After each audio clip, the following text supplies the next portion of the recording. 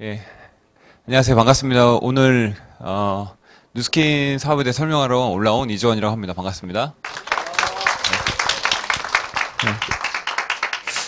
바로 그 강의하러 올라왔고요. 제 이름 방금 말씀드린 것처럼 이주원이라고 합니다. 네, 제가 원래 평상시에 이 강의가 1시간 반짜리인데 여기 시간에 맞춰서 70분 내에 한번 해보도록 그렇게 할게요. 제가 오늘 준비한 주제는 뉴스킨 사업에 대한 부분을 이야기를 할 거고요. 개인적으로 저는 이제 뉴스킨 사업을 한 지 한 11년 했어요. 한 11년 정도 이 사업을 이렇게 재밌게 현재 이렇게 하고 있습니다. 그래서 오늘 그 강의 들어가기 앞서서 한 가지만 먼저 좀 질문해 보자면은 제가 한 11년 전에 처음 이 사업을 알아보러 왔을 때 강의를 듣고 머리로는 이해가 갔던 것 같아요. 근데 집에 가는데 이게 가슴에 크게 와닿지 않았던 것 같습니다. 그래서 왜 그런가 봤더니 제품에 대한 이런 게 전혀 없는 상태로 왔어요. 제품에 대한 경험이나 뭐 체험이나 그러다 보니까 이론으로 무슨 얘기인지 알아듣겠는데 그게 가슴에 크게 와닿진 않는 거예요. 그래서 아마 오늘 처음에 이 자리에 참석하신 분 중에 혹시 저와 같은 상태, 그러니까 뭐 제품에 대한 뭐 경험이라든지 뭐 체험이라든지 이런 게 전혀 없는 상태로 오신 분은 돌아가실 때 저와 같은 상태로 돌아가실 확률이 좀 높습니다. 그래서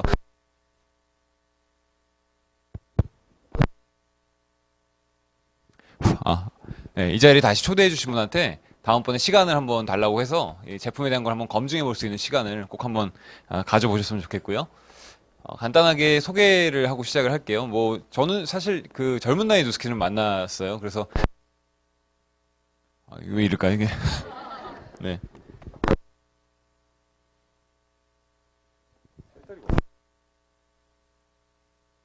또 너무 큰데. 이것도 너무 크죠? 네. 잠시만요. 밖에 여기 보이지 않으세요? 여기서 죠?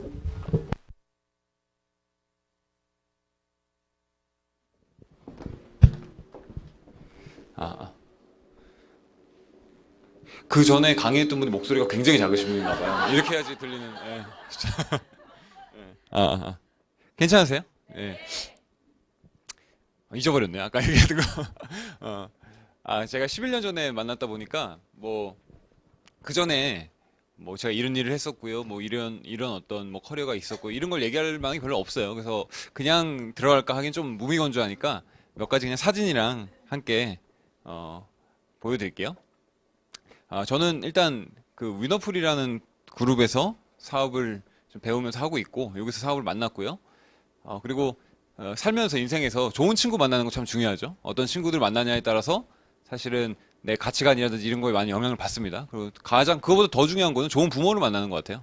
뭐 돈 많냐 없냐 얘기 떠나서 무슨 생각을 갖고 어떤 가치관을 사는 부모를 만났냐에 따라서 내 인생에 지대한 영향을 주겠죠. 그런 것처럼 이 사업에서도요. 어떤 사람한테 전달을 받고 어떻게 이 사업을 이해하고 전개해 나가냐가 참 중요한 것 같아요. 근데 이제 그런 부분에서 뉴스캔이 또뭐 훌륭한 리더분들이 많이 있지만 또 저는 개인적으로 또 참 좋은 리더분을 만났다라는 생각이 들어요. 그래서 정현모, 김문주 사면 부부신데 작년에 이분은 사업을 한 16년, 17년, 16년 정도 하신 것 같아요. 그리고 작년에 이제 은퇴를 하셨어요. 지금은 사업 일선에서 하진 않으시는데 제가 한 10년 동안 사업을 해오면서 같이 이 두 부부한테 많은 영향을 받으면서 그렇게 사업을 배워왔었습니다. 그리고 지금 처음 보시면 아직 총각처럼 보이지 않으십니까? 예, 지금 제가 지금 많이 지금 피곤에 쪄들어가지고 예, 제가 그 결혼도 일찍 했지만 사업도 일찍 했지만 결혼도 좀 일찍 했어요. 그래서 자녀가 좀 많아요. 그래서 얘가 이제 우리나라 제 나이로 치면 이제 초등학교 2학년 되는 9살이고요. 지금 이게 한 3년 전 사진이에요. 둘째가 이제 7살 됐죠. 그 막내, 얼마 전까지 막내였던 애가 이제 셋째가 6살인데, 하나가 더 있어요. 그래서 근데 얘가 좀 커서 지금 너무 이뻐요. 지금 그 진짜 막 머릿속에 막 아른아른 거리는데 첫째 같아 느낌이 넷째인데요. 딸 둘이 아들 둘이에요. 제가 애를 이렇게 좋아하는지 몰랐어요. 사실 넷째 나고 와 너무 이뻐요. 너무 진짜.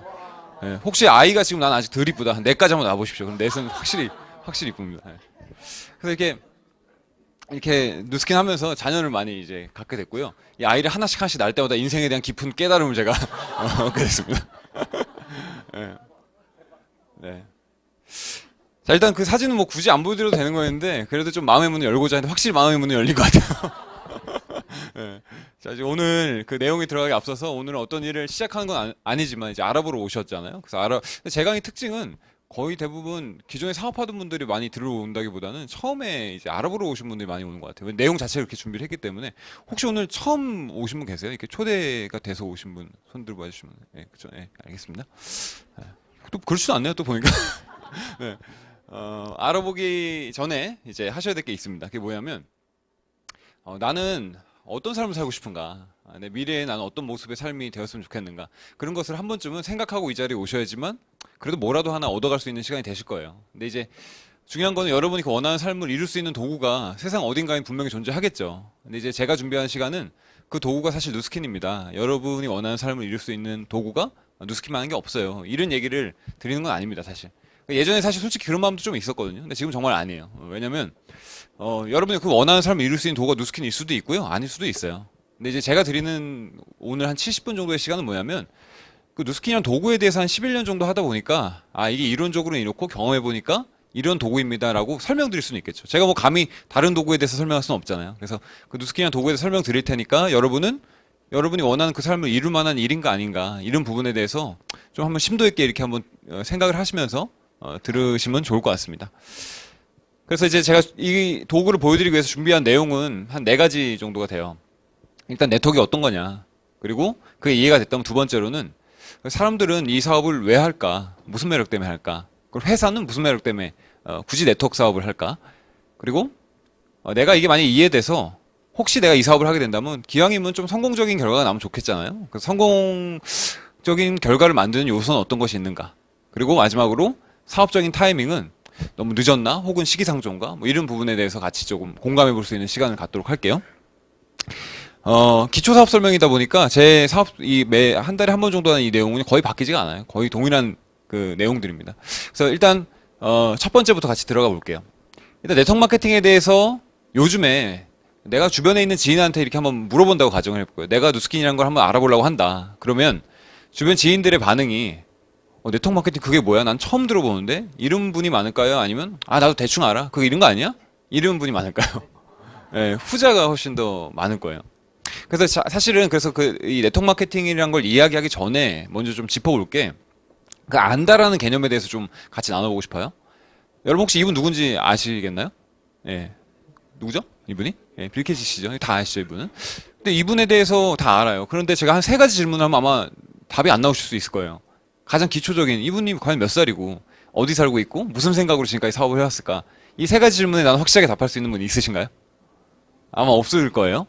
그럼 다시 여쭤보죠. 이분 아십니까? 그러면 뭐라고 대답해야 될까요? 안다 하기도 뭐하고 모른다 하기도 뭐하고.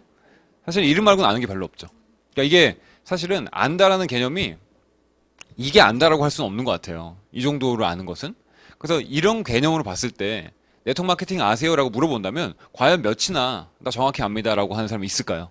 사실 여러분한테 주변에서 나도 대충 알아 이런 분들 거의 다 모른다고 보면 돼요.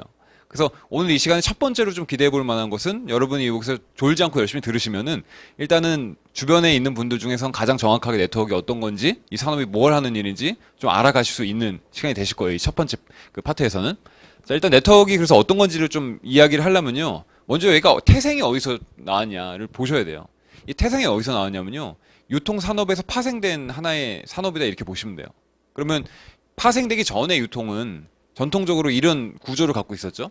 물건을 만드는 사람으로부터 최종 단계인 소비자까지 도달하기 위해 일련의 과정들이 있잖아요. 요 과정을 갖다가 유통이라 이렇게 얘기를 하잖아요. 그래서 예를 들면은 뭐 이 정도의 비용을 들여서 물건을 만들었을 때 중간에 유통이 붙은 상태로 소비자한테까지 오죠. 근데 여기서 들어간 비용은 이 품질과 상관이 있어요, 없어요? 전혀 없어요. 사실 이거는 품질과 전혀 상관이 없는 비용인데 사실은 가격 결정하는데 가장 많은 부분을 차지를 해요. 그래서 여러분이 한번 생각을 해볼게요. 여러분 업자 입장에서 먼저 한번 생각을 해볼게요. 여러분이 취급하려고 하는 상품에 마진이 많이 붙어있으면 좋겠어요? 없었으면 좋겠어요? 유통업자라면. 당연히 있는 게 낫죠. 그럼 소비자일 땐 어때요? 예, 반대죠. 그럼 유통업자와 소비자의 입장은요, 정확하게 이제 상반돼 있어요. 틀리단 말이에요. 그러면 기업을 경영하는 사람 입장에서는 누구 편을 들어주는 게 나을까요?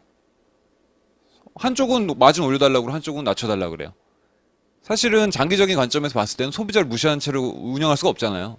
그러면은 소비자들이 원하는 니즈를 채워줘서 우리 쪽으로 좀 더 이렇게 유입시켜보자.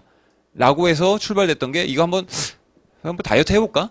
이렇게 해서 출발됐던 것들이 사실은 우리가 지금 애용하고 있는 이런 채널들이죠. 여기다 요즘에 소셜 커머스까지, 그죠?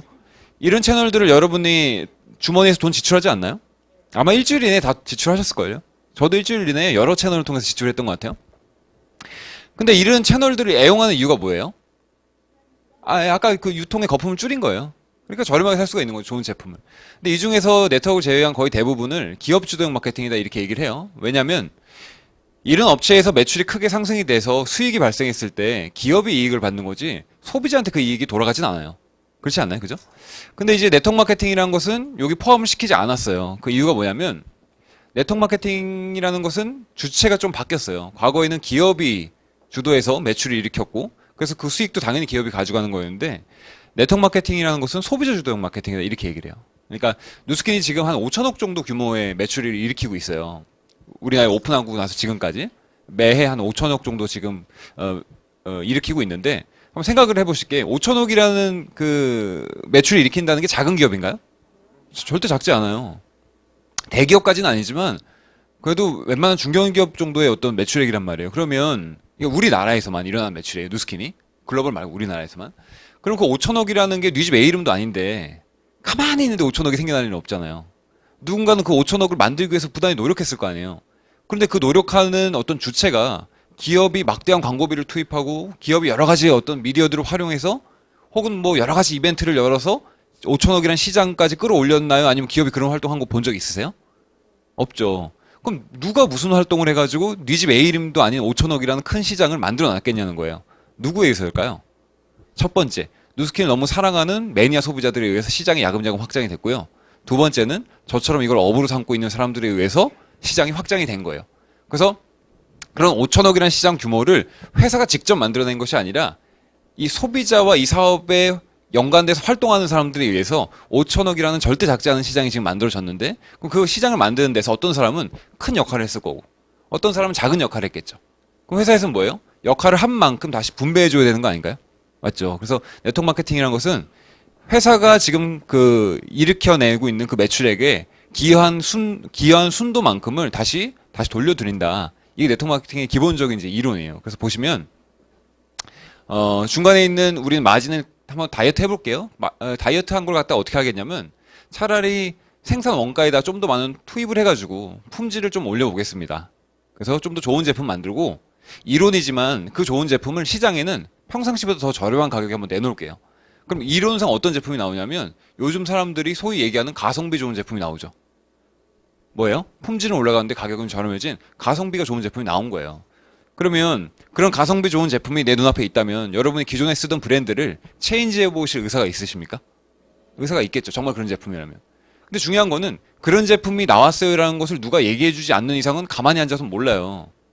그 유통이나 광고나 이런 게 있긴 있어야 되는데 회사가 사실은 좋은 제품을 저렴하게 내놓기 위해서 유통으로 책정된 금액이 과거에 비해서 말도 안 되게 작아진 거예요.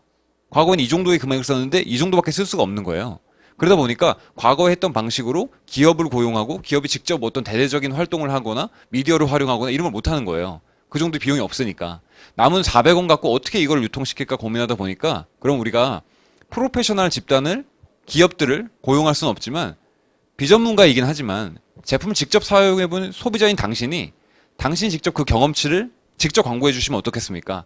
그럼 당신 광고한 만큼 당신이 광고한 그 분량만큼에 대해서 남은 400원의 몫은 광고한 당신한테 직접 돌려드릴게요. 이게 네트워크 마케팅의 이론이에요. 근데 어떤 사람은 그냥 소일거리로 아름아름 5명, 10명 뭐 이 정도 규모로 어떤 광고를 만들어서 유통을 만들어내는 사람이 있겠죠.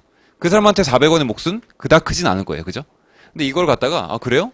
그럼 내가 이걸 좀 전문적으로 시간도 좀 많이 투자를 해가지고 5명, 10명 규모가 아니라 이걸 좀 더 조직적으로 만들어서 1000명, 10,000명 그 이상을 만들어낼 수 있는 그런 유통 채널을 내가 한번 만들어 볼게요. 그렇게 해도 되나요? 라고 했을 때 상관없다는 거예요.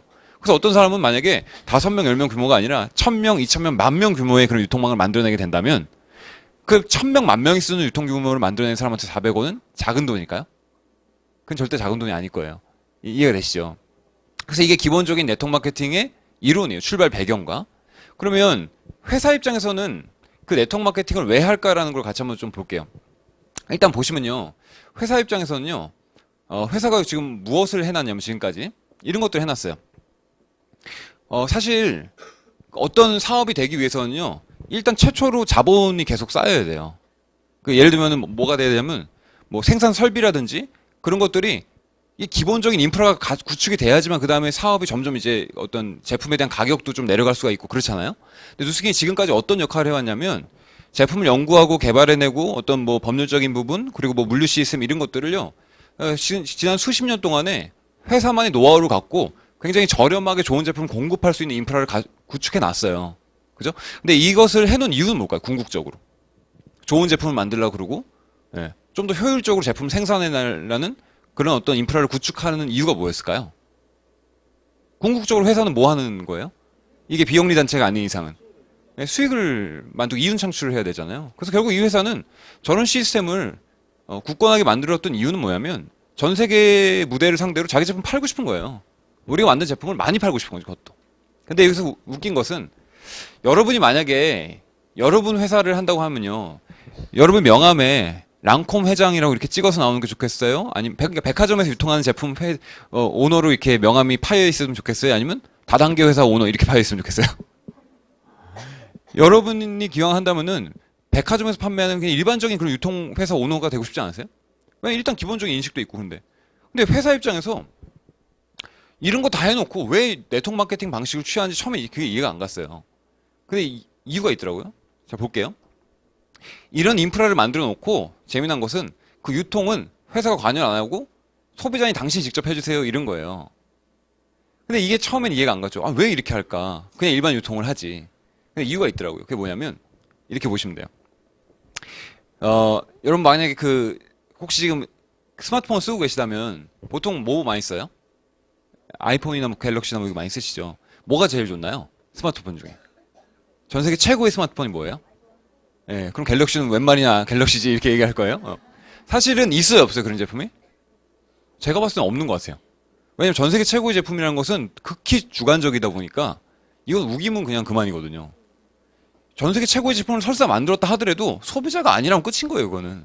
근데 그게 위험 요소라는 거죠. 뭐냐면 회사가 막대한 비용을 투자해가지고 아, 우리는 진짜 세상에 없는 전 세계 최고의 제품을 드디어 만들었어.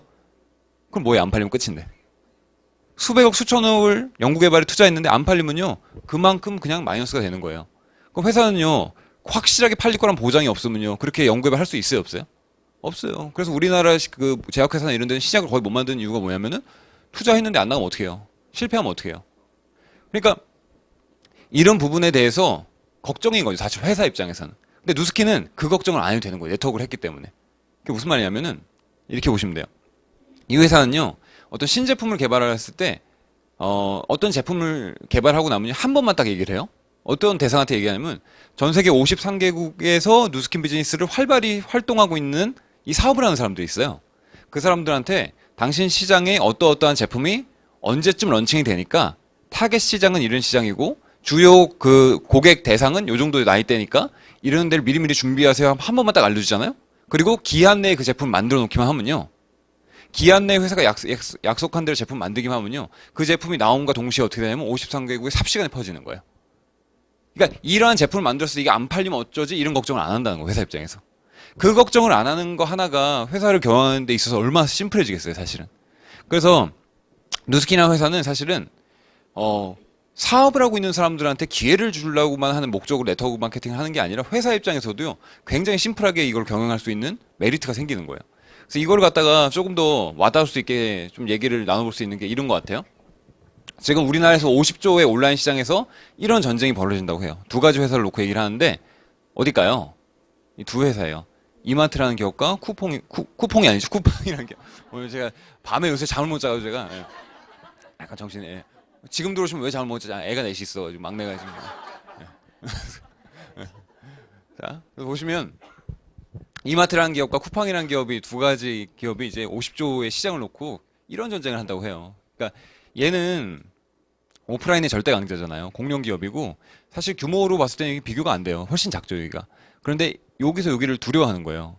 왜냐하면 향후 한 20년만 지나더라도 사실 오프라인의 시장은요 되게 작아질 거래요. 온라인 모바일이 80% 이상을 장악할 거라고 해요. 그러니까 지금은 모바일 온라인 이쪽이 훨씬 더 강세잖아요.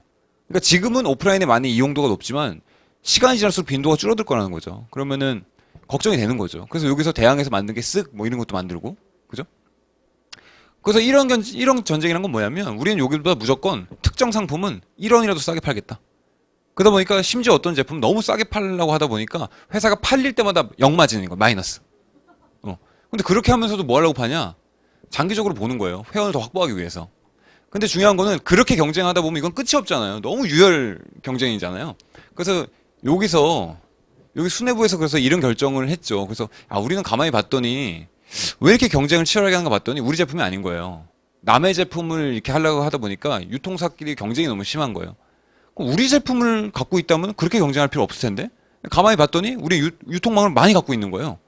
그렇죠. 오프라인에도 있고 온라인에도 있고 유통 채널을 갖고 있잖아요. 그러니까 그러지 말자 해서 우리 제품 만들어 보자 해서 첫 번째로 만든 게 뭐예요? 노브랜드라고 해서 저가형인데 품질 뭐 괜찮게 만들어냈죠. 그래서 이거 되게 히트 쳤잖아요. 그리고 이거랑 좀 다르게 고가형 피코크라는 자신의 어떤 상품을 만들어서 지금 그렇게 하고 있어요. 자신의 유통 채널들을 갖고 있으니까. 사실은 자사의 제품을 갖고 있으면요 쓸데없이 그런 뭐랄까요 경쟁을 피할 수가 있겠죠. 근데 만약에 누스킨이 유통 채널을 확실하게 갖고 있지 않다고 한번 가정을 해볼게요. 그러면요 이 회사가 추구하는 철학대로 제품을 못 만들 수도 있어요. 왜냐하면 그 제품을 유통하는 업체에서 자꾸만 더 싸게 넘겨라 하다 보면요 자신의 철학대로 제품을 못 만들어낼 수도 있다는 거예요.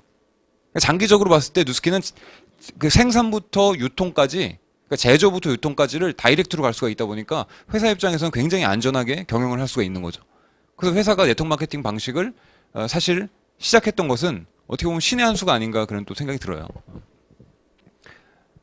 일단 그래서 첫 번째 시간에서는 네트워크 마케팅에 대한 이해를 돕는 거, 그리고 회사 입장에서 이걸 왜 하고 있나에 대한 부분을 좀 얘기 드렸다면, 두 번째 시간은 그럼 이 사업을 하고 있는 사람들은 무슨 매력 때문에 이 네트워크 비즈니스를 하는가, 그 얘기를 좀 같이 좀 나눠볼게요.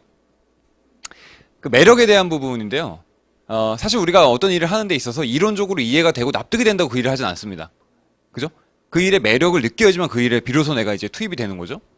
저는 처음에 이 사업을 알아보러 왔을 때 사실은 약간의 삐딱한 시선으로 왔어요. 그러니까 어떤 사람들이 할까라고 생각했을 때 그냥 짧게 얘기해 살려는 사람들이 할 거라고 생각했어요. 그래서 연세가 많아서 더 이상 갈 데가 없거나 아니면 젊은데 머리에 헛개 들어와가지고 그냥 일확천금 꿈꾸는 뭐 이런 사람들이 모여있지 않을까, 약간 그런 부정적인 시각으로 갖고 이 사업을 바라봤는데 제가 아니나 다를까 그런 사람들도 눈에 좀 띄긴 했어요.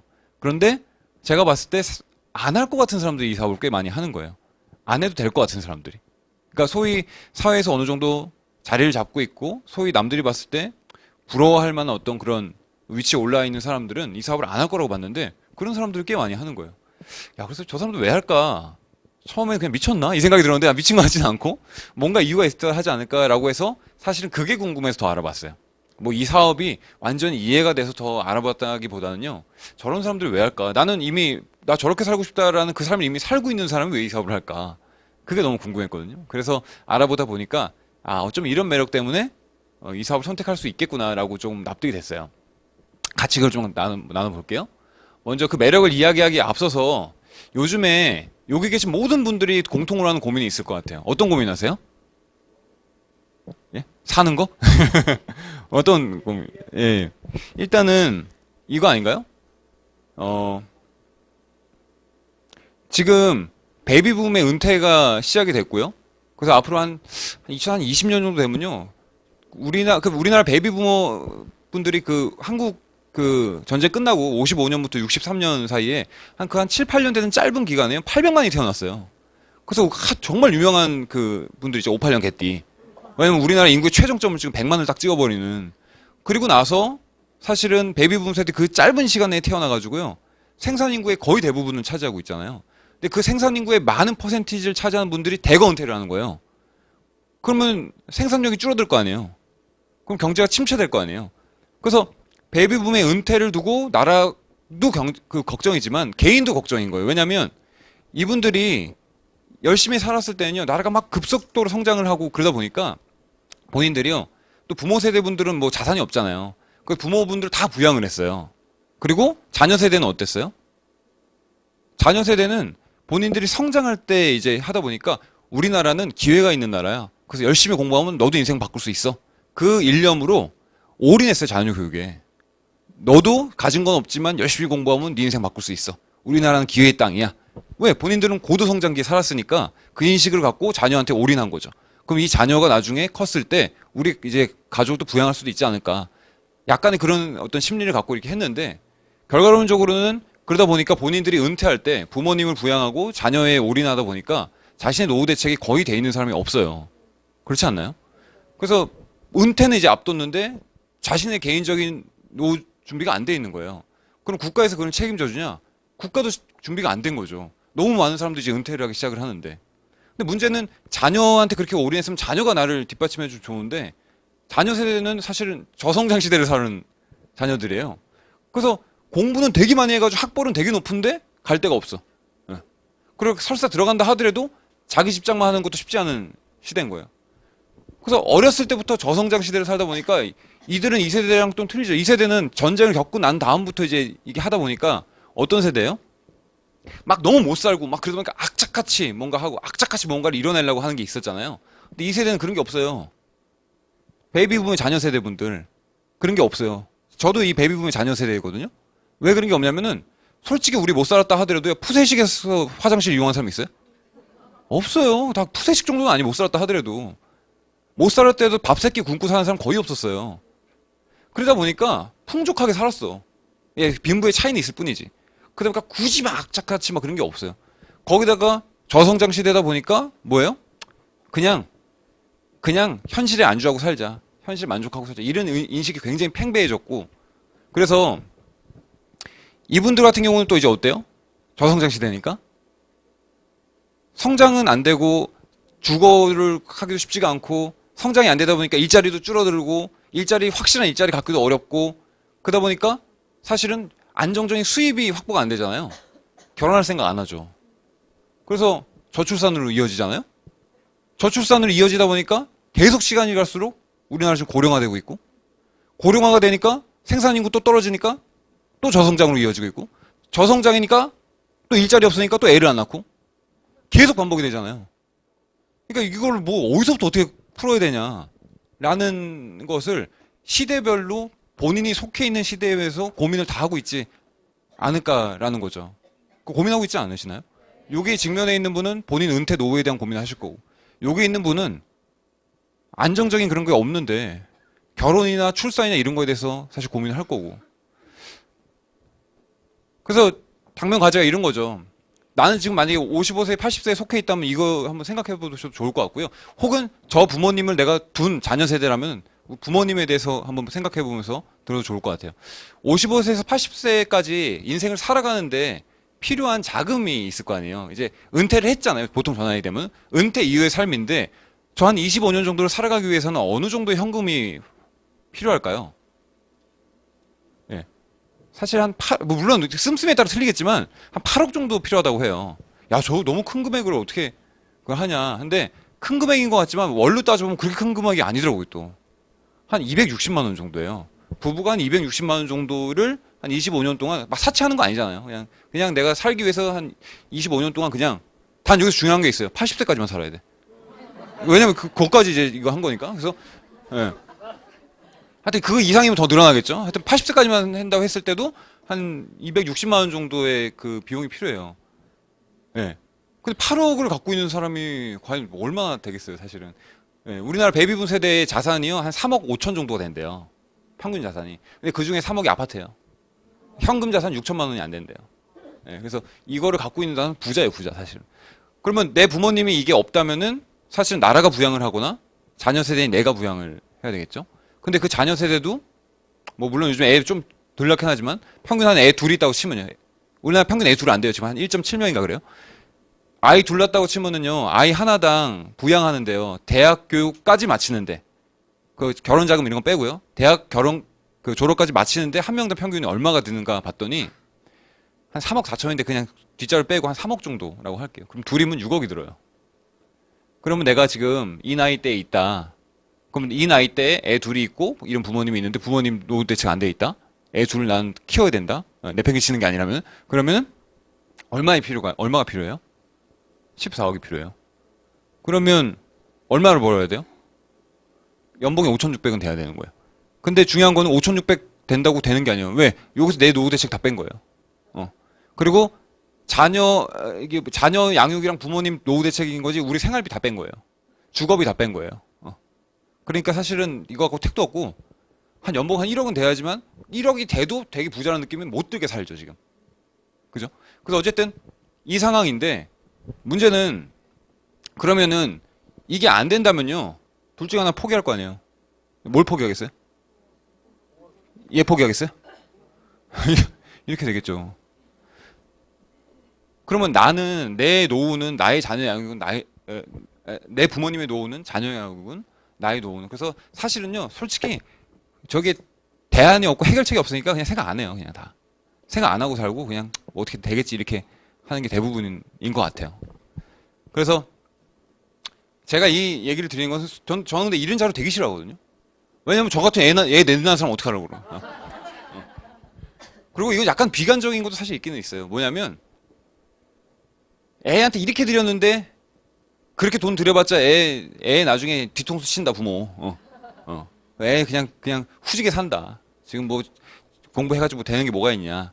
근데 그건 너무 비관적으로 보는 것 같고 우리 애가 나라를 이끌 리더가 될 수도 있잖아요, 사실은. 네. 한 명이 사실은 수백만 명을 먹여 살릴 수 있는 리더가 나올 수도 있잖아요. 그래서 그거는 이런 현실적인 자료를 보고 내가 준비는 하되 너무 나는 저렇게 후지게 될 거야라는 것을 생각하는 건 아닌 것 같고요. 네. 그 어쨌든 매력을 얘기하면서 갑자기 저 얘기를 왜 했냐면요. 그럼 우리가 생각해 볼 게 아까 얘기한 것처럼 뭐 저 정도의 금액이 필요한데 근데 중요한 거는 무엇으로 경제 활동을 할 생각을 이제 하냐는 거죠, 대부분이. 그래서 사실 보통 이 생각을 해요. 내 시간과 노동을 들여서 수입을 받는 형태. 근데 이거는 내가 갖고 있는 일자리가 뭐 인공지능이니 뭐니 그래서 막 불안불안하잖아요. 그래서 이게 많이 불안하다면 미래를 또 준비하잖아요. 근데 그때 대부분 선택하는 게 뭐냐면 지금 이 직업이 불안하니까 무슨 직업으로 옮기지라는 선택을 하는 것 같아요. 그래서 다시 말해서 내 시간과 노동을 투입해서 수입을 벌려는 그 패턴을 노동 수입이다 이렇게 얘기를 하고요.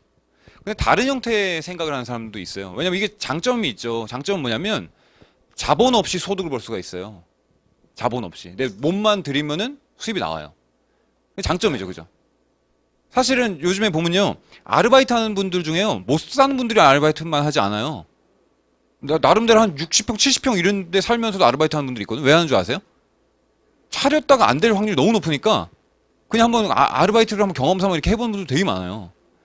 근데 이 장점은 일을 시간 들이는 즉시 돈이 나오는데 단점은 뭘까요?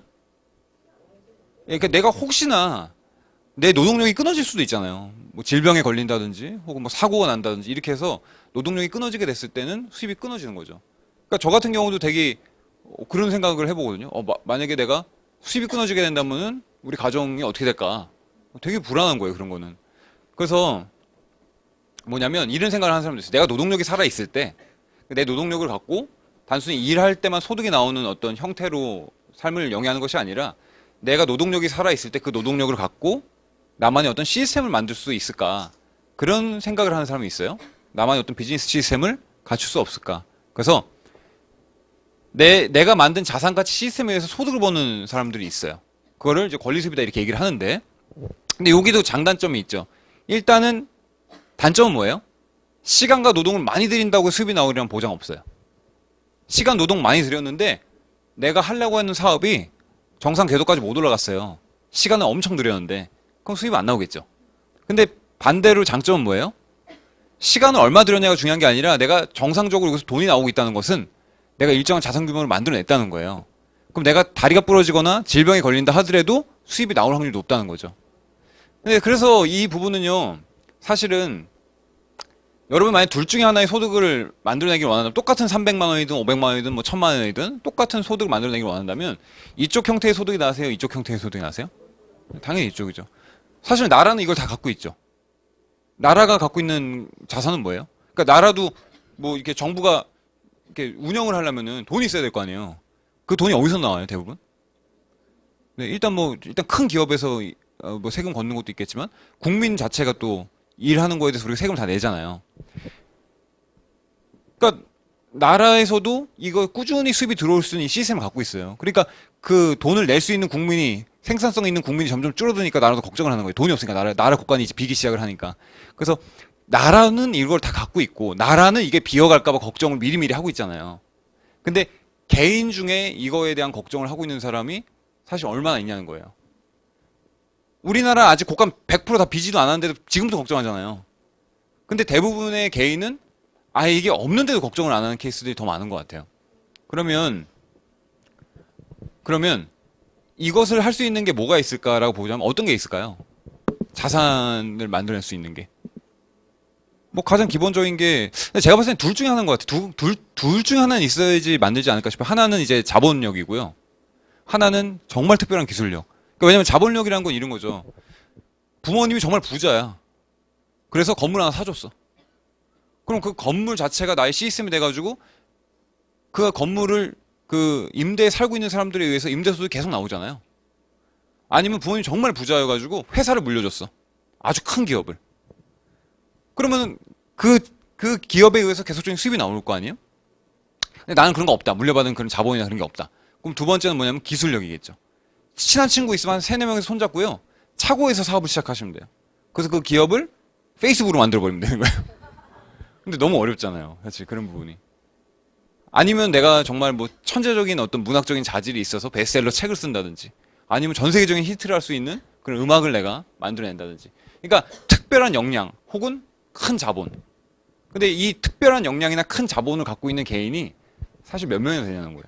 그래서 결론적으로 봤을 때는 이거를 평범한 사람들이 만드는 것은 불가능하다라는 생각이 더 들어요. 근데 이제 네트워크 마케팅의 매력을 얘기하면서 이걸 왜 얘기 드리냐면 네트워크 마케팅의 매력이 얼핏 보면요.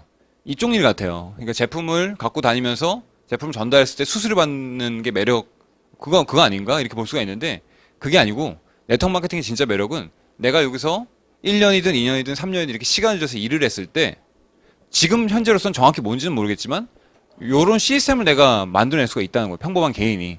자본이 많지도 않고 특별한 기술이 있지도 않은 사람이 요거를 만들어낼 수가 있다는 거예요. 그래서 그거를 만약에 배워서 만들어내게 되면은 내 노동력과 상관없는 수입이 창출 가능할 수 있다.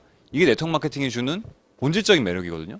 그럼 이게 이해가 되려면은 여기서 얘기하는 이게 뭐냐.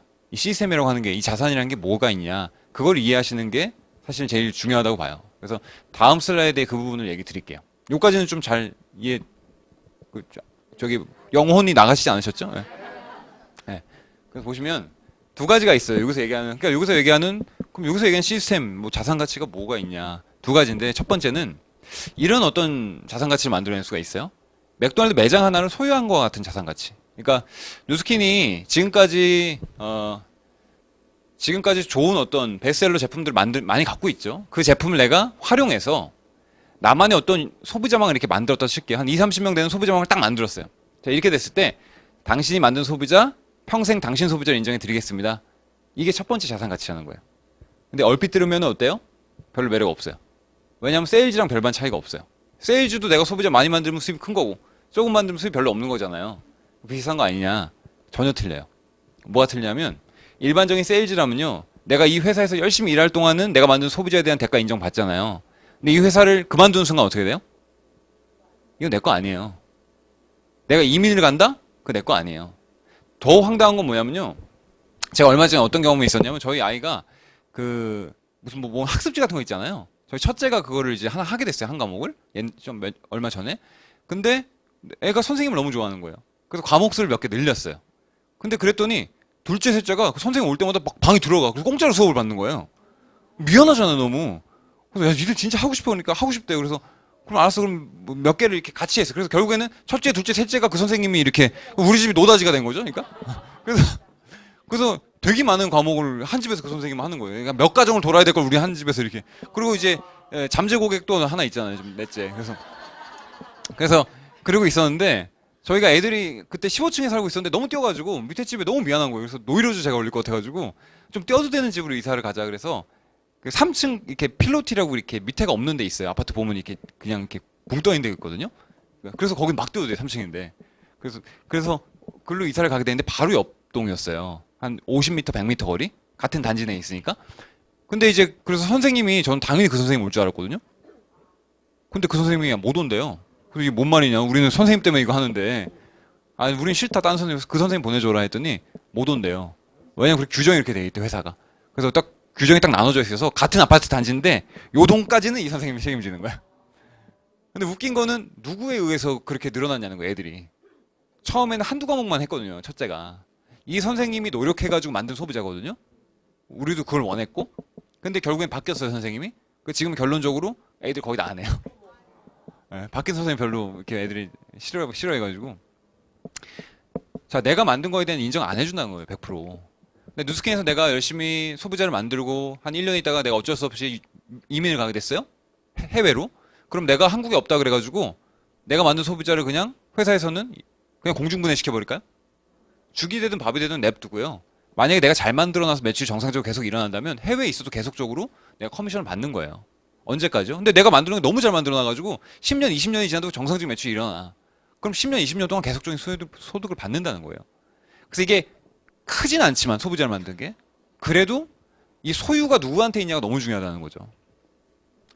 자, 그래서 근데 요거까지만 있다 그러면 누스키는 장사다 이렇게 얘기를 해야지 맞아요. 왜냐하면 한계가 있어요. 이 소비자를 늘리는 것이. 왜 그런지 보여드릴게요. 맥도날드가 처음부터 프랜차이즈가 아니었고요. 프랜차이즈라는 산업 자체가 여기가 거의 시초예요. 요게 출발하고 나서 이제 비슷한 어떤 산업들이 지금 나왔죠. 그래서 지금 병원도 프랜차이즈하고 별의별 걸 다 하잖아요. 근데 맥도날드가 처음엔 동네 맛집이었어요. 햄버거 맛집이었는데 만약에 맥도날드가 이런 생각을 한번 했다고 쳐볼게요. 아, 이게 100개씩 팔리니까 한 1000개 팔고 싶다. 그러면 지금의 맥도날드 있을까요? 아마 없을 거예요. 근데 맥도날드가 다른 생각을 한 거예요. 야, 이렇게 맛있는 햄버거인데 왜 이 동네 사람들만 먹나? 해외에 있는 사람들도 먹게 해주고 싶다. 근데 그러려면은 내가 가야 되는데 문제는 내가 가면 우리 가게 안 돌아가잖아요. 그렇다고 이거 먹으러 해외에서 오라고 할 수도 없잖아요. 어떻게 할까? 지금이야 너무 심플하지만 그때는 고민인 거죠. 왜냐면 그런 모델을 본 적이 없으니까. 어떻게 할까 고민하다가 지금까지 요식업에서 해보지 않은 시도를 하는 거죠. 뭐냐면은 그 음식은 손맛인데 예. 그걸 갖다가 메뉴를 만들고 규격화를 시켜놓은 거예요. 그래서 전 세계 어디서든 내가 만든 거랑 동일한 어떤 복제를 해놓은 거죠. 그래서 지금 전 세계 3만 개가 넘는 매장이 돼 있죠. 근데 이게 뭘 의미하냐면 여러분이 만약에 3만 개의 매장을 만들어내는 오너라고 한번 가정해 볼게요. 그럼 여러분이 하루 일하면은 햄버거 몇 개 팔려요? 100개씩 팔린다 치면은 3만 개에서 3만 개에서 100개씩 팔리면요? 이거 그렇게 어려운 거 아니에요? 300만 개죠? 300만 개가 팔리겠죠? 근데 여러분이요 이렇게 하지 않았고 그냥 되게 장사 잘 되는 매장 하나를 갖고 있는 거예요. 그래서 하루에 1000개씩 팔아요. 1000개씩 파는 여러분이 나도 한번 팔아보자 300만 개. 그러면은 며칠이 걸릴까요? 사실 며칠이 아니고요 9년 걸려요. 하루에 1000개씩 9년을 팔아야지 300만 개거든요. 그럼 무슨 말이냐면 3만 개 매장을 소유한 사람이 하루 일하면 이 사람이 9년을 벌어요. 이 사람이 열흘 일하면 이 사람이 평생 이상을 벌어요. 그럼 열흘 일하고 나머지 시간은 자기가 원하는 것을 할 수도 있다는 거죠. 그래서 어쨌든 첫 번째 자산 가치는 내가 매장 하나를 운영하는 건데 사실은 한계가 있다. 왜? 이런 부분 때문에 구조적으로 한계가 있다. 왜냐면 이 사람은 혼자 일하는 거고 이 사람은 팀과 함께 일하는 거고 이 사람은 자기가 시스템인 거고 이 사람은 시스템을 구축하고 만들어낸 거고요. 그래서 사실은 혼자서 내 소비자 만드는 거는요 규모의 한계가 있다는 거예요. 그래서 이 산업의 두 번째 자산 가치는 뭐냐면 그 규모의 한계를 조금 없애준 거예요. 그래서 그것 때문에 사업이라고 하는데 마치 맥도날드의 오너였던 레이크록처럼 내가 본사 오너가 된다면은 맥도날드 같은 경우는 가맹점을 직접 낼 수가 있죠. 그리고 어디까지 로열티를 받을까요? 형성된 모든 가맹점에 대한 로열티를 받죠. 그런 것처럼 이 누스킨이 약간 그 네트워크 마케팅 비슷한 게 뭐냐면 내가 소비자를 일정 규모 만들었어요. 그럼 이 소비자 만든 노하우를 내가 갖고 있어요? 회사가 갖고 있어요? 내가 갖고 있는 거예요. 회사 입장에서는요. 나 혼자만 열심히 소비자 만들기를 원할까요? 나 같은 사람이 늘어나기를 원할까요? 당연히 나 같은 사람이 늘어나기를 원해요. 그래야 매출이 늘어나니까. 그래서 그 나 같은 사람을 만든 노하우는 내가 갖고 있으니까 당신이 회사 대신 위임해 줄 테니 당신이 당신과 같은 가맹점 만들어 보실래요? 라는 걸 위임한 거예요. 근데 일반적인 프랜차이즈랑 틀린 건 뭐냐면 프랜차이즈는 본사가 하나여서 본사만이 가맹점을 낼 수가 있고요. 가맹점은 가맹점을 낼 수가 없잖아요. 근데 이 네트워크 마케팅은 재미난 게 가맹점인 사람이 자기도 원한다면 자기가 본사가 돼서 자신의 노하우를 복제시킬 수가 있다는 거예요. 이 사람도 원한다면 자신의 노하우를 복제시킬 수가 있다는 거예요. 그럼 그렇게 되면 어떤 일이 벌어지냐면 여러분이 직접 복제한 대리점을 통해서 또 다른 대리점이 복제될 수도 있어요. 이 대리점을 통해서도 또 다른 대리점이 복제될 수 있겠죠? 그럼 어디까지 복제가 될 수가 있을까요? 한계는 없죠. 그럼 어디까지 여러분한테 여러분의 관련된 대리점이다라고 해서 보상을 인정해 줄까요? 여러분으로부터 출발된 모든 대리점에 다 인정해 줄까요? 프랜차이즈처럼? 그러면 좋겠지만 그럼 피라미드예요. 그럼 회사 망하고요. 누스키는 망하지 않는 범위 내에서, 다시 말해서 회사가 맥시멈 6번째 단계까지 보상을 인정해준다, 이렇게 보시면 돼요. 근데 여기서 중요한 거는 어떤 네트워크 마케팅이든 간에 우리 회사가 보상이 더 세고 우리 회사가 보상이 더 좋아요, 이런 얘기를 한다면 다 거짓말이에요. 왜냐하면 보상이라는 것은 나라에서 법으로 정해놨어요. 회사가 일으키는 매출액의 35% 이내에서 보상을 지급하게 돼 있어요. 그럼 회사마다 차이는 뭘까요? 그 35%를 어떻게 분배하냐의 차이인 거예요. 네. 그래서 누스킨이라는 회사는 나로부터 확장된 6번째 단계까지를 보상으로 인정해주게끔 돼 있고, 거기에 대해서 어떻게 인정을 해주냐면 각각의 매장에서 일하는 매출액에 대해서 5%씩은 그 매출액 5%를 당신이 도움을 줬다라고 회사가 인정해 주겠다는 거예요. 근데 처음부터 이 그림은 아닙니다. 처음에 이런 그림 아니니까 오해하지 마세요. 처음에 아마 여러분은, 저도 마찬가지고 이런 그림으로 오지 않으셨나요? 네. 이게 뭐예요? 그냥 나 혼자 쓰고 있거나, 예. 뭐 한두 명 끽해야 이렇게 쓰고 있거나, 뭐 이런 상태로 왔죠. 다시 말해서 황무지, 아무것도 없어요. 이 상태에서 약속을 한 거예요. 내가 뭐가 돼서 그런 게 아니라 아무것도 없는 상태인데 당신 한번 만들어 보실래요? 회사 대신에? 그래서 만들어낸다면 만들어낸 것만큼 인정해 드릴게요. 근데 어떤 사람은 시간이 지나도 여전히 황무지예요. 별로 이렇게 진전된 게 없어요. 그러면은 보상은 어떻게 인정받을까요? 황무지만큼의 보상을 인정받겠죠. 근데 어떤 사람은 논밭 정도의 생산성을 띄어요. 여기서 논밭이라는 것은 뭐냐면 약간의 생산성인 거죠. 그러니까 내가 소비자를 갖고 있고 그런 대리점 한두 개 정도 만든 상태? 그 정도의 생산성을 띄는 사람은 논밭 정도의 보상을 인정받고요. 똑같이 황무지에서 시작했는데 시간도 비슷하게 흘렀는데 어떤 사람은요, 그 황무지를 가만히 내버려 둔 게 아니라 라스베가스를 만든 사람도 나오겠죠. 그 사람은 라스베가스만큼의 보상을 인정을 받는 거예요. 근데 여기서 재미난 건 이걸 만든 것의 장본인은 누가요? 회사가 한 게 아니라 내가 한 거잖아요. 그래서 내가 한 것만큼에 대한 보상을 인정을 받는다, 이렇게 보시면 돼요. 그래서 요거는 이렇게 넘어가고요. 근데 여기서 재미난 게 있어요. 회사에서 인터넷에 무료로 오피스를 제공해 주는데 여기 보면 사람 이름이 있고 이렇게 숫자가 있어요. 이거는 내가 만든 소비자를 실시간으로 볼 수가 있어요. 이 사람이 지금 구매를 또 했나 안 했나 이런 걸 볼 수가 있고요. 여기서는 또 똑같이 사람 이름이 있는데 이 매출 단위가 아까보다 훨씬 커요. 그러니까 여기서 보시면 뭐 11,000달러 이런 건 우리나라 돈 한 1,200만 원 정도 되거든요. 1,200만 원어치 이 사람이 먹고 발랐을까요? 생각해보세요. 1,200만 원어치 제품을 먹고 발라요, 자기 혼자? 불가능하잖아요. 그럼 이거 뭐 하는 사람입니까, 이분은? 네, 대리점 오너세요. 근데 이분의 소비자는 꽤 많겠죠, 그럼. 근데 그걸 일일이 나열하면 보기가 힘드니까 그냥 이분의 총 매출액이 현재 얼마 정도가 일어나고 있는지, 내가 복제시킨 가맹점에서 현재 얼마 정도가 일어나고 있는지를 실시간으로 확인 가능해요. 그리고 내가 15일 날에 받는 커미션의 현황이 출처가 어딘지도 알려줘요. 왜냐면 내가 만든 소비자가 그 이민 갔을 수도 있고요. 혹은 소비자를 해외에서 이렇게 만드는 경우도 있을 수가 있잖아요. 혹은 이민 갔던 사람이 거기서 사업을 할 수도 있겠죠. 하여튼 해외에서도 매출이 일어나면요, 해외에서 일한 매출에 대한 수입을 주는 거잖아요. 그러니까 당신이 이번 달에 받은 수입의 일부는 여기서 나왔고 일부는 여기서 나왔고, 그것도 정확하게 어디서 출처가 어딘지까지도 회사는 알려줘요.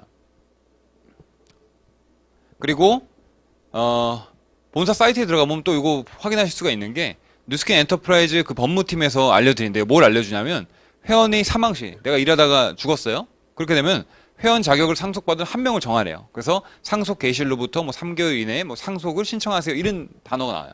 여기서 중요한 키워드가 뭐였어요? 상속이라는 단어가 나오죠. 도대체 뭘 상속한다는 걸까요? 뭘 상속을 해요? 내가 열심히 일하다 죽었어요. 하늘나라 갔어요. 그러면 뭘 상속을 해요? 자, 내가 하늘나라 갔다고 내가 만든 소비자가 나를 너무 사랑해, 그 사람 하늘나라 갔대? 같이 가자, 하늘나라. 그래요? 그 아닐 거 아니에요. 나만 간 거죠, 그냥. 그죠? 내가 만든 소비자는 여전히 이 땅에 있고, 예. 내가 만든 복제시킨 대리점도 여기 살고 있잖아요. 이게 소멸된 거 아니잖아요. 나만 간 거죠, 그죠? 그럼 이거 어떻게 해야 돼요? 다시 회사에 귀속돼야 되는 거 아닌가요? 만든 장본인이 없어졌으니까. 다시 새롭게 이걸 운영할 수 있는 사람을 해야 될 거 아니에요. 그런데 이것을 자신이 원하는 사람한테 상속 가능하다. 왜? 내가 만든 거니까. 내가 건물주인데 내 건물을 갖고 있는 사람이 죽었다고 해서 이 건물이 그냥 나라에 귀속되는 건 아니잖아요. 그런 것처럼 내가 만든 시스템이기 때문에 만든 장본인이 돌아가셨을 때 그걸 원하는 사람한테 상속할 수가 있는데, 1순위가 배우자, 2순위가 자녀, 3순위가 부모님, 아무도 없다 친인척까지. 친구한테 안 됩니까? 안 돼요. 빨리 결혼하시는가 그건 하시고요. 내가 살아있을 때 이게 사고팔고 매매는 안 됩니까? 안 돼요. 죽어야지만 가능합니다. 그래서 돌아가실 때까지 효도를 받을 수 있는 웃자고 한 소리인데 안 웃을. 상속 신청서를 다운로드 받. 혹시 심혈관 안 좋으신 분 있으면 미리미리 이렇게 다운로드 받으시고요. 두산의 역대 계보도예요. 다 박씨가 회장님이시더라고요. 근데 그런 생각을 해봤어요. 장남 장자손으로 이렇게 계승이 됐는데 이때 당시에 물론 이분들이 제일 많은 역할을 했겠지만 저때 오른팔 왼팔 했던 회사 간부급들도 있지 않았을까. 근데 그 임원분의 자제분들이 4대째 임원을 하고 있을까. 어쩌면 할아버지는 저 회사에 평생을 바쳤는데 그 자녀는 혹은 뭐 손자는 저 회사 입사조차도 못할 수도 있지 않을까. 이런 생각도 해요. 근데 그 차이는 뭐냐 결국에는. 내가 그 시스템의 소유주인 상태로 일을 했냐 아니면은 그냥 잠깐 그 시스템에서 잠깐 일하다가 나간 거냐. 그 차이가 너무 차이가 많이 나는 것 같아요. 그래서 이 사업이 주는 매력 중에 하나가 소유에 대한 인정이 되는 거. 자, 그래서 정리할게요. 매력. 자산 형성의 기회가 있고요. 평범한 사람이 자산 형성을 할 수 있는 기회가 있고 평생 직업으로서의 가치가 있어요. 그리고 그 일을 내가 하고 있는 일 다 올스톱 한 다음에 해야 되는 것이 아니라 내가 하고 있는 일을 유지한 상태로 투잡으로서도 작게 시작도 가능하다는 거예요. 그리고 누가 나를 이렇게 옥죄는 것이 아니라 통제탑이 내부에 있기 때문에 내가 스스로 선택을 해가지고 이 비즈니스 해나갈 수가 있어요. 근데 이게 반대로는 또 단점이 되기도 해요. 단점은 이런 게 있어요. 리스크가 없고 진입장벽이 낮아요. 차라리 리스크가 있고 진입장벽이 높았다면요. 우리가 이런 게 있어요. 어렵게 손에 얻은 건요. 속된 말로 더럽게 치다 해도 계속해요. 네, 정말 어렵게 내가 뭘 손에 잡은 거는. 근데 쉽게 잡은 건요. 그냥 쉽게 나요. 그래서 리스크가 없고 진입장벽이 낮은 게 어쩌보면은 이 사업에 유입되는 사람이 많았는데 그만큼 빠져나가는 사람도 많을 수가 있다는 거죠. 그래서 이건 여러분 스스로가 그런 건 없지만 내가 여기다 많은 어떤 리스크를 투여했고 그리고 진입장벽이 높은 곳에 들어왔다는 생각을 갖고 만약에 사업을 하는 분이 나온다면 그렇게 하는 게 좀 도움이 되지 않을까 싶고요. 통제탑이 내부에 있는 게 매력이기도 하지만 너무 자유롭다 보니까 그냥 누스킨 백수가 될 수도 있어요. 그래서 이건 스스로가 잘 조율을 해야 될 것 같아요. 자, 나머지는 짧습니다. 1번, 2번이 가장 많은 시간을 드렸고요. 나머지는 짧게 하겠습니다. 성공 요소는 4가지가 있다고 봐요. 하나는 회사예요. 여러분이 열심히 어떤 네트워크 마케팅을 선택해서 했는데 회사가 없어지면 어떻게 돼요? 그냥 다 날아가는 거예요. 회사는 튼튼해야 되고요. 그리고 회사는 너무 좋은데 제품이 너무 제 역할을 못해요. 이 사업에서 수익이 발생되려면 뭐가 생겨야 돼요, 결국에는? 소비자가 생겨야 돼요. 소비자를 나 혼자 만드는 건 한계가 있으니까 그걸 같이 만들어 나가는 거거든요. 복제를 통해서. 근데 중요한 건 정작 그 소비자를 만들어야 될 그 제품이 제 역할을 못한다면 회사가 좋아도 이 유통망을 만들어내는 게 여간 쉽지가 않겠죠. 그래서 제품이 정말 유니크하고 실제 소비자를 만들어낼 만한 제품을 갖고 있는가. 그리고 팀이라는 것은 이런 거죠. 내가 같이 일하려는 사람들이 올바른 마인드와 올바른 가치관을 갖고 하고 있냐. 왜냐면 누스킨이라는 건 진입장벽이 없다 보니까 이상한 피라미드 같은 거 하던 사람이 이 사업 할 수도 있잖아요. 나한테 사업을 전하는 사람이 이상한 생각을 갖고 할 수도 있잖아요.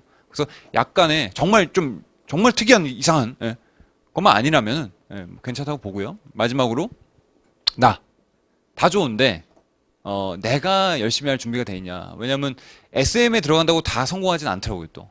근데 SM에 들어가면요 그 사람만 포기하지 않으면 다 스타가 된대요. 근데 중요한 거는 그 전에 포기를 한다는 거예요. 그래서 나머지 것들이 다 갖춰져 있으면요 내가 똑바로 하면은 일정 궤도까지는 올라간다고 봐요. 근데 저는 개인적으로 그런 건 있어요. 뭐 여러분 어떻게 생각하실지 모르겠지만 이 일을 통해서 뭐 나중에 들으시면 아시겠지만 뭐 정말 크게 성공한 사람도 있고 해요. 근데 일정 규모 이상의 부와 그런 것은 개인의 노력 이상의 범위라고 보거든요. 저는 개인적으로. 그러니까 예를 들어 노력해가지고 일정 규모까지는 내가 만들어낼 수 있다고 봐요. 근데 그 규모 이상은 사실 노력도 있지만 그 이상에 작용되는 것도 있다고 봐요. 그러니까 성공학이라는 게 있어요. 이 사업을 하다 보면 성공학이라는 게 뭐냐면 일정한 롤 모델을 정해요. 그 롤 모델을 정하고 그 사람이 했던 모든 행동을 분석해요. 그리고 그 행동대로 내가 그 행동대로 그대로 따르면 나도 그 사람처럼 된다. 그게 성공학의 요지거든요. 근데 저는 개인적으로 그걸 별로 안 좋아해요. 뭐 여기서 이런 얘기 해도 되는지 모르겠지만 왜 그러냐면 예를 들면 마이클 조던이 일반적인 농구 선수의 700배의 소득을 벌어요. 그러면 우리는 이거 생각해 봐야 될 게 마이클 조던의 롤 모델대로 나도 그 사람이 연습했던 것처럼 그 시간에 일어나가지고 나도 그렇게 똑같이 하면은 나도 마이클 조던 같은 그런 천문학적인 걸 버는 사람이 되겠지?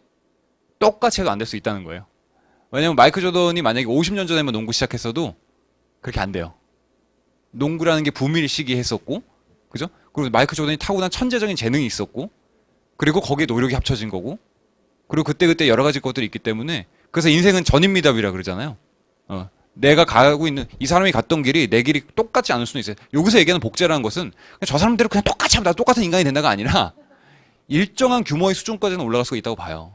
근데 그 이상의 수준은 페이스북을 만든 그 누구예요? 마크 주커버그라는 사람도 사실 우연한 기회에 한 거예요. 그 사업을. 그리고 자기도 그렇게 잘 될지 몰랐어요. 근데 그 얘기를 보고 자서전을 내고 사람들이 그걸 읽죠. 그리고 그대로 하면 나도 마크 주커버그처럼 될 거야. 근데 웃긴 거는 그 책을 마크 주커버그가 쓰지 않는다는 거예요. 그 자서전을.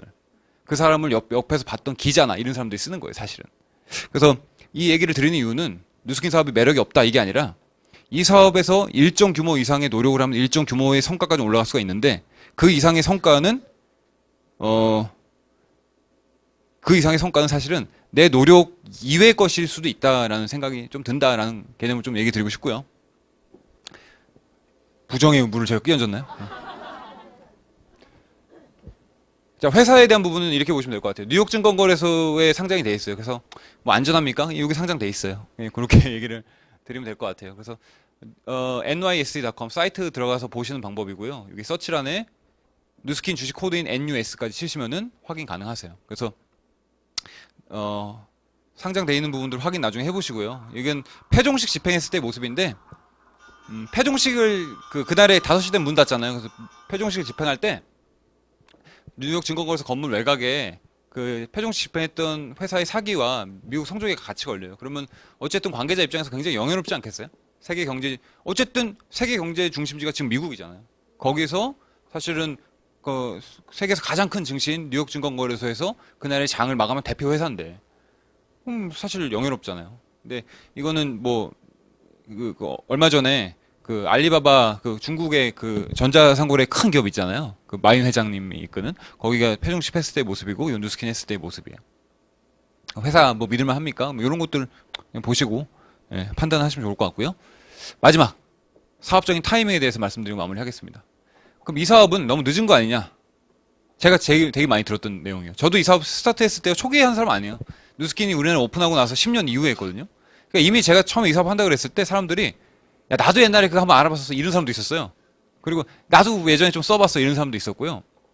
그러니까 이런 얘기를 많이 했어요. 너 너무 늦게 하는 거 아니냐. 이미 포화 시장 아니냐. 그러니까 타이밍에 대한 거죠. 그래서 이거는 이렇게 보시면 될 것 같아요. 여러분이 이 사업을 스타트를 하려고 그러는데 지금 5천억 정도 규모라 그랬잖아요. 10년, 20년이 지나도 여전히 5천억이에요. 혹은 오히려 감소했어요. 그렇다고 한다면은 여러분이 좋은 상태에 이 사업을 시작한 거 맞나요? 그건 아니겠죠. 그러면 지금 스타트하는 분들 다 실패할까요? 그건 아니에요. 시장이 사라지지 않는 한 그 안에서 갈려요. 잘 되는데 잘 되고 또 안 되는데 안 되고 그래요. 그래서 사실은 시장이 정체돼 있고 감소된다 하더라도 없어지지 않는다면요. 누구나 기회라는 건 있다고 봐요. 그런데 반대로 시장이 5천억 규모가 아니라 6천억, 7천억, 1조 이렇게 올라갔다고 쳐볼게요. 그러면 시장이 그렇게 커진다면요. 지금 스타트하는 분한테 좋은 시장 타이밍 맞나요? 그럼 맞죠. 그럼 지금 시작하는 분은 다 잘 될까요? 그거 아니라는 거예요. 그럼 차이는 뭐냐? 내가 배를 타고 바다에 나가려고 그러는데 기왕이면은 바람이 역풍이 불었으면 좋겠어요? 뒤에서 순풍이 불었으면 좋겠어요? 순풍이 불었으면 좋겠죠. 그래야지만 내가 똑같은 힘을 들였을 때 더 멀리 갈 수 있잖아요. 그 차이예요. 역풍이 불어도 노 저어서 나갈 수 있어요, 사실. 바람이 안 불어도 노 저으면 나갈 수 있고요. 근데 기왕이면 순풍 불 때 나가면 좋지 않겠냐. 근데 그런 관점에서 봤을 때 누스키나 회사가 장기적인 관점에서 봤을 때 더 성장할 여지가 있냐, 아니면 더 이상 성장 동력이 없냐 이렇게 본다면 과거에 포브스지에서 리먼 브러스 도산하고 2009년 1월 12일자에 이런 기사가 실렸어요. 경제 대공황이 왔을 때 이런 기사가 실렸는데 이런 주식은 빨리 파세요. 빨리 파세요. 빨리 사세요. 이렇게 나눴는데 그 중에 사세요의 9위에 누스킨이 이렇게 랭크가 돼 있었어요. 그러니까 이유가 뭐였냐면 일단 누스킨이라는 기업이 속해 있는 시장 자체가 향후에 계속 발전 가능성이 많은 시장이라는 거예요. 그러니까 안티에이징이라는 시장에 속해 있기 때문에 그렇고요. 또 하나는 그 안티에이징 시장에 반향을 불러일으킬 만한 제품군을 갖고 있고 지금도 개발하고 있다는 거예요. 그래서 보시면 안티에이징 시장이라는 것은 국지적으로만 이렇게 몇몇 군데에서만 일어나는 것이 아니라 전 세계에 걸쳐서 다방면으로 이렇게 일어나고 있어요. 그러면 이거 한번 같이 볼게요. 이게 2015년도 얼마 전이죠. 한 1년 조금 더 되게 우리나라 인구를 본 건데요. 어디가 제일 많죠? 여기죠. 한 30세에서 한 60세? 어쨌든 생산 인구가 아직까지 가장 많아요. 그래서 지금 괜찮은데 문제는 5년 후부터 어떻게 되냐면 이렇게 된대요. 25년, 30년, 35년, 40년, 45년, 50년, 55년, 60년. 자, 지금 저와 비슷한 또래의 분들은요, 60년이 됐을 때 여기 속하겠죠. 우리는 너무 행복한 시대예요. 왜일까요? 노인 천국이야. 노인 천국. 그래서 다 노인이야. 그래서 우리는 너무 행복한 시대죠. 근데 이제 중요한 건 뭐냐면, 지금 아까 그 도표에서는요, 7명 정도의 지금 그 생산 가능한 사람들이 한 명의 노인을 부양하는 그 정도의 구조인데, 이때는요, 한 명의 젊은이가 이래서 1.7명을 부양해야 된대요. 그러니까 야, 이거 뭐 어떻게 가능하겠나라는 생각이 들죠. 근데 이제 중요한 거는 이때 이걸 봤을 때요, 우리가 생각해 볼 수 있는 게 어떤 시장이 커질까? 여러분, 그 부동산 시장이 계속 커질까요? 날이 갈수록? 이미 우리나라는요, 이미 너무 높아졌대요. 그 사실은 이제 내려갈 일만 남고 있는데 그게 정부가 잡고 있다 그러잖아요. 예. 그리고 그 부동산이라는 걸 함부로 못 내리는 이유가 뭐냐면 사실은 뭐 이제 기성세대 분들이 갖고 있는 부동산 이것만 내린다고만 하면 그냥 표가 안 나가니까 그걸 못 내린다고 하잖아요, 사실은. 근데 언젠간 내려야 된다고 하는 거예요. 근데 중요한 거는 이때 됐을 때 여러분 혹시 여러분 부모님이나 혹은 지금 연배가 한 60대 이상 되신 분들은요, 내가 지금까지 인생을 살면서 가장 좋은 차를 언제 샀어요? 가장 좋은 차를? 보통 퇴직하기 조금 3, 4년 전 이때쯤 사지 않나요? 왜냐면 그때가 연봉의 절정기잖아요. 그리고 이 이후에는 소득을 언제 벌지 모르니까 그때 가장 좋은 차를 대부분 타시더라고요. 그리고 그 차를 언제까지 타요? 네, 계속 타요. 왜냐면 그 후에는 소득이 없잖아요. 소득이 없으니까 더 좋은 차를 바꾸거나 그럴 수가 없는 거예요. 그래서 뭐 보면 옛날에 막 오래된 세단인데 되게 좋은 세단인데 되게 오래된 거 이렇게 타고 계시는 분들 되게 많잖아요. 그럼 자동차 산업은 어떻게 될까요? 소득이 없는 인구가 이렇게 많은데 새 차를 계속 살까요? 네. 집은요? 이제 아이도 다 분가시키고 이제 노인분들만 사는데 계속 새로운 집을 짓고 그럴 필요가 있을까요? 이 중에 또 대부분의 많은 분들은 또 시설로 들어가 계실 텐데. 어떤 시장이 클 거냐면 의학적으로도 그렇고 의학식품, 의학이 아닌 데도 그렇고요. 안티에이징 쪽은 커질 수밖에 없지 않나요, 사실? 왜냐면 필요하잖아요, 안티에이징이라는 거예요. 어떤 노화를 억제시키고 좀 젊음을 다시 회복해주는 이런 제품군은 사실은 필요하잖아요. 그래서 저는 요즘에 그 제 인식이 되는 게 뭐냐면 이런 게 있어요. 제가 옛날에 조금 지금보다 더 젊었을 때 제가 누스킨 사업을 지금도 젊지만 그래도 지금보다 좀 더 젊었을 때 그 누스킨 사업을 하는데도 불구하고 파마넥스를 먹을 때 이걸 지출이라고 생각을 했거든요. 그러니까 저는 개인적으로 경제관념을 그 네트워크 마케팅 처음 했을 때는요, 아주 엉망이었어요, 경제관념이. 왜냐면 이 산업을 하면서 이건 자꾸 보여주는 산업. 뭐 이렇게 얘기한 게 있어요. 왜냐면 내가 뭘 좀 잘 나가 보이고 잘 돼 보이고 특히 요즘에 인스타그램 뭐 이런 거 보면요, 있어빌리티라고. 있어빌리티. 있어 보이게 하는 게 능력이다. 그게 2017년 트렌드 코리아에 들어가 있어요. 있어 보이게 하는 게 능력이다. 그래서 사진 찍을 때 탁 있어 보이게 이렇게 하고. 그래서 저도 그 네트워크 마케팅 처음 했을 때는 뭐 좀 있어 보이게 하려고 쥐뿔도 없을 때부터도 사실은 그 외제차도 뽑아봤고 이렇게도 했었거든요. 근데 너무 엉망인 경제관념이라는 걸 알게 돼요. 그래서 제가 얼마 전에 차를 한 대 팔았어요. 저희 와이프랑 저랑 이렇게 한 대씩 있었었는데 한 대 팔고 저는 지금 그냥 대중교통 이용하거든요.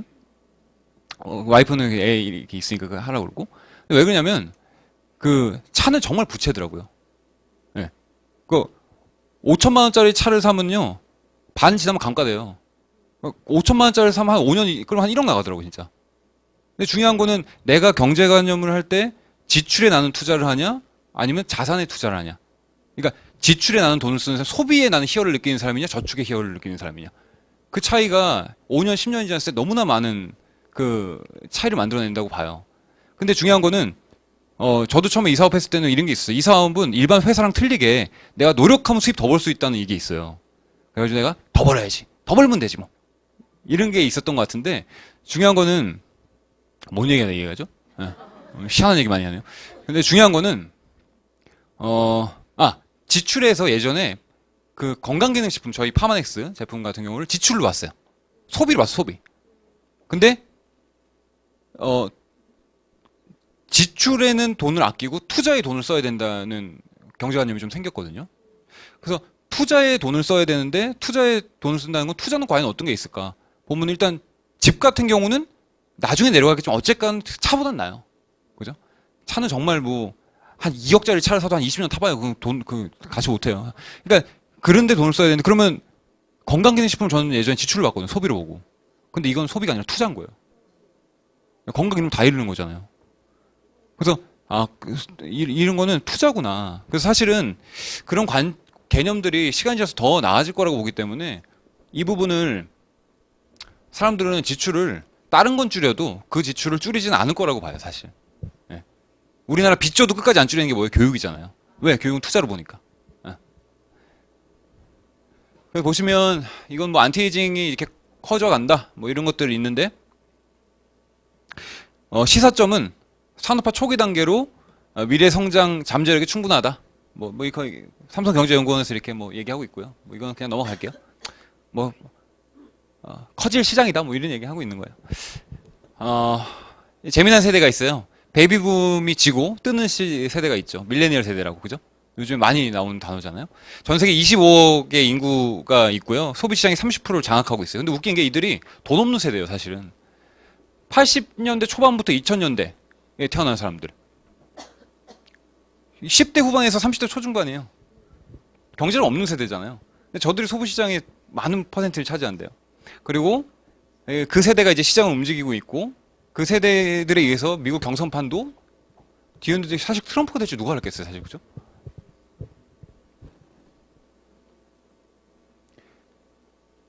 오직하면 이 밀레니얼 세대 팔아라 이런 책도 있는데 그들의 이제 재미난 게 있어요. 이들의 사고가 되게 재미난데 77%가요. 그러니까 우리가 이걸 이해해야 될 거 아니에요. 저 사람 뭔 생각 갖고 사나. 77%가 탄력적인 근무가 더 생산적이라고 생각을 한대요. 그리고 66%가 창업을 희망한다. 언젠가는 내일 해야지. 이게 있대요. 그리고 73%가요. 연봉과 일의 삶의 밸런스를 중시를 한다는 거예요. 내가 돈 좀 더 많이 번다 하더라도 예전엔 그게 미덕이었잖아요. 가장이 집에 저기 얼굴 안 보여줘도 돈 좀 더 벌어주면 그게 최고의 미덕이야. 그게 좋은 아빠야. 근데 나중에 은퇴하고 집에 들어오면 가족들이 다 피해. 불편해, 진짜. 예. 불편해요. 그래서 연봉보다는 일과 삶의 밸런스를 중시하고, 저는 누스킨 사업하면서 너무 좋은 게, 가족이랑 많은 시간을 할애해요. 실제로 많이 시간을 할애하고, 정말 이렇게 시간을 할애할 수 있는 아빠가 어디 있을까라는 생각도 많이 하거든요. 그래서 제가 일을 안 한다는 거 아니에요. 일을 하는데, 가족과의 시간을 많이 할애를 해요. 그래서, 너무 감사할 땐 이런 거예요. 제가 어쩌다 좀 늦게 들어가게 되거나 혹은 외박 일 때문에 이렇게 하게 된 경우가 있었을 때 아이들이 딱 집에 들어가면요 너무 보고 싶어 하는 거야. 근데 그게 너무 행복한 거예요. 삽설명 때 왜 기초사업 때 이런 얘기를 하지? 강의를 좀 바꿔야 될 것 같아요. 이게 좀 지겨워. 약간 기초사업 설명 좀. 죄송해요. 이런 얘기 하면 안 되는데 공식도 재밌어요. 그리고 87%가 비영리 단체의 기부라는 것이 있고요. 그리고 자기가 일을 하거나 제품을 쓸 때 명분 있는 걸 선택한다는 거예요. 그래서 옛날에는 그랬는데 지금 옥시 같은 거 써주면 이제는 그냥 가만히 있지 않잖아요, 사람들이. 자, 근데 이걸 딱 보면서 혹시 내가 마음속으로는 배때기가 불렀지 이런 생각이 든다면 사실은 세대 간의 어떤 그 벽이 있겠죠. 근데 이런 생각을 한대요. 밀레니얼 세대들이. 그래서 저도 가만히 봤더니 저런 거에 많이 또 공감을 하는 것 같아요. 자, 이게 얘기 왜 드렸냐면요. 아까 얘기 드렸던 건 소비층 확실히 있고요. 또 앞으로의 또 일을 할 수 있는 생산 인구인 실제 밀레니얼 세대들이 니즈를 충족할 수 있는 일이 이 네트워크 마케팅, 누스킨이다라는 게 아닌가라는 이야기를 좀 드리려고 사실 얘기를 드렸습니다. 요거 넘어가고요. 요것도 넘어갈게요, 그냥. 예. 자, 마지막인데요. 제가 얼마 전에 이렇게 뭐 코카콜라 뭐 이런 것들을 먹다가 느끼게 됐던 게 뭐였냐면 공통된 단어가 있어요. 초코파이가 나보다 형님이구나 이거 알게 됐어요. 74년부터 만드셨구나. 근데 이때 재미난 게 공통 단어가 뭐가 있죠?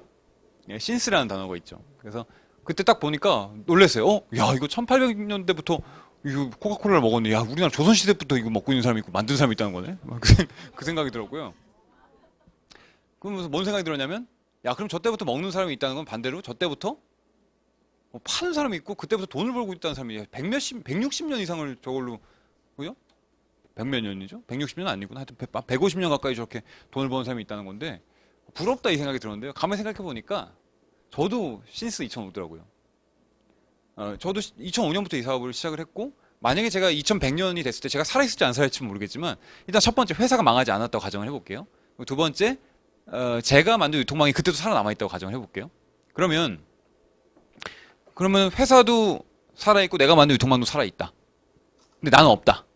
하더라도 내 노력이 누군가한테는 회자가 되고요. 내가 걸어왔던 길이 누군가한테는 도움이 되고 또 내가 누군가한테 혜택이 될 수 있는 일이 될 수 있지 않을까. 그런 생각이 드는 거예요. 뭐 금수저를 만들자 그런 개념이 아닙니다. 사실은. 근데 어찌 보면 여러분한테는 신스 2017이 될 수도 있다는 거죠. 그래서 근데 그 신스 2017이 좋은 신스 2017이 됐으면 좋겠고요. 제가 오늘 드렸던 내용들은 굉장히 기초적인 내용에 중간중간에 제가 쓸데없는 얘기들을 좀 이렇게 하긴 했는데 한 11년 정도 사업을 하다 보니까 여러 가지 이제 그런 뭐 생각들을 좀 이렇게 사업 설명하는 중간중간 이렇게 말씀드렸던 것 같아요. 그래서 혹시나 제 얘기가 기분 나빴거나 언짢았다면은 좀 양해를 부탁드리겠습니다. 그 다음번에 뭐 이거 말고도 좋은 시간들이 있으니까요. 잘 한번 알아보시고 만약에 뉴스킨 사업을 하시는 분이 나오신다면 뭐 기왕이면은 내가 들어옴으로 인해서 이 산업이 더 나아지는 산업이 됐으면 좋겠다라는 생각을 가지시면서 비즈니스를 하면 좋지 않을까라는 생각이 듭니다. 네, 경청해 주셔서 감사하고요. 여기 마치도록 하겠습니다.